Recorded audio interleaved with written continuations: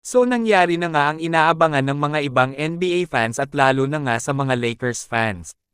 Dahil nakuha na nga ni LeBron James ang kanyang 50k points sa NBA history kasama na ang NBA regular season at playoffs. Ito nga ang record na imposibleng may makakabasag sa record na ito sa NBA history.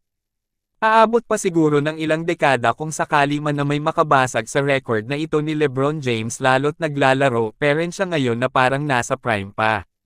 Sa ngayon ay tanging si Kevin Durant at Stephen Curry nga lang ang active player sa NBA ngayon na malapit dito kay LeBron James na nasa lagpas 30k points.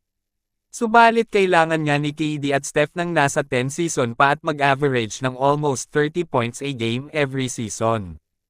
Ngunit si KD at Steph ay malapit na nga magretiro sa NBA at baka 3 to 5 years ay wala na sa NBA si Steph at KD.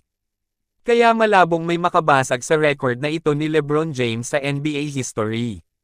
Sa edad ni LeBron na 40 years old sa kanyang 22-year season sa NBA ay kakapanalo pa nga niya ng Player of the Month para sa West Conference. Patunay nga lang ito na wala pa sa laro ni LeBron ang magretiro sa NBA dahil parang nasa prime pa nga ang mga pinakitang performance ngayon ni LeBron. Well, sa naging bakbakan ng Lakers at ng New Orleans Pelicans at di nga lang si LeBron James ang gumawa ng history. Dahil gumawa nga rin ng history sa Lakers si Luka Doncic matapos ang 30-plus points at 15-plus assists a game. Sa likod ni na Jerry West, Magic Johnson at LeBron James as a Lakers players.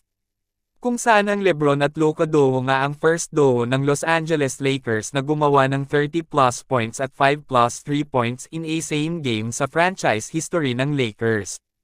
Yan ay matapos nilang tambakan ang Pelicans sa score na 136-115 para makuha nila ang kanilang pang-7 winning streak. At napanatili nga ng Lakers ang number 2 seed sa West Conference sa kanilang 39-21 win-loss record.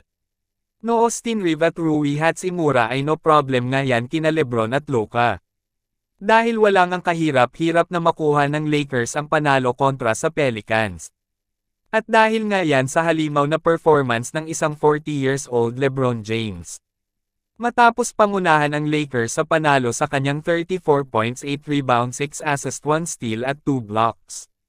Sa loob ng 33 minutes na paglalaro while 10 of 18 sa field at 5 out of 10 naman sa 3 points.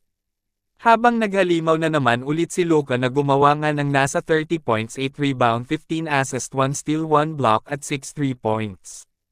Nagliyab din si Jackson Hayes na mayroong 19 points, 10 rebound at 8 of 8 sa field. At hindi naman naging sapat ang 37 points ni Zion Williamson sa duo ng Lakers upang manalo ang Pelicans.